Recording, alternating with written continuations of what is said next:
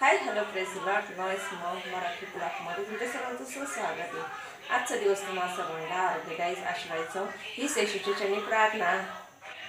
आज आपल्याला करायचे खिकडीचं कालवण। ही खिकडी मी साफ करून घेतली स्वच्छ पाण्याने। आता हे नांगे आहे, हे आपल्याला मिक्सरमध्ये दळायचे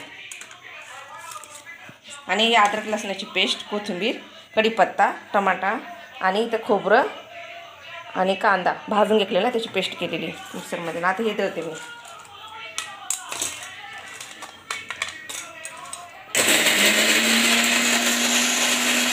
चला आपण तडका देऊ आता खिचडीला कालवणाला।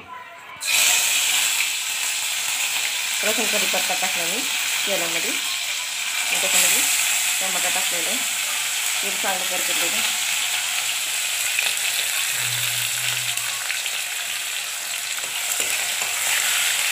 आपण गरम मसाला, प्रवीण मसाला टाकूया।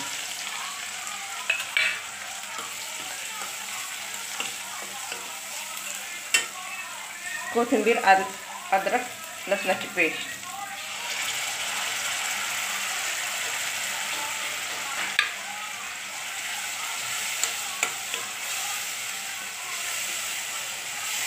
हे आपण आता खोबरं कांद्याची पेस्ट टाकू, भाजलेलं खोबरं कांद्याची पेस्ट।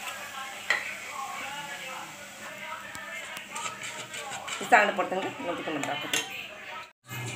हे नांग्याने का मी मिक्सरमध्ये फिरवलं, बारीक केलेले मिक्सरमध्ये हे नांग्या।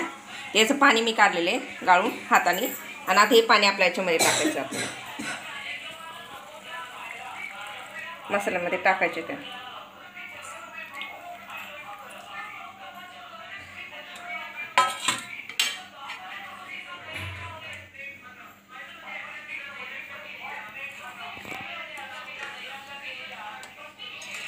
आणि आता ही खिचडी आपल्याला सोडायची।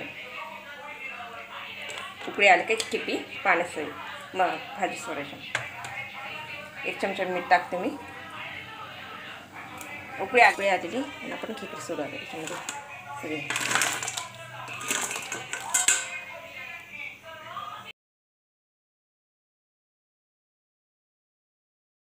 बघा आपल्या भाजीला, खिचडीच्या कालवणाला कशी तरी आलेली, मस्तपैकी।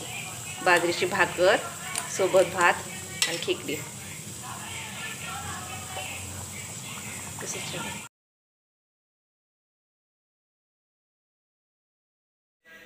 तुम्हाला माझी रेसिपी आवडली असेल कमेंट बॉक्समध्ये सांगा।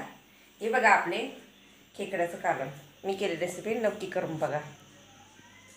कांदा सोबत भात आणि बाजरीची भाकर। लाईक करा, शेअर करा, सबस्क्राईब करा। भेटूया नवीन व्हिडिओमध्ये। बाय।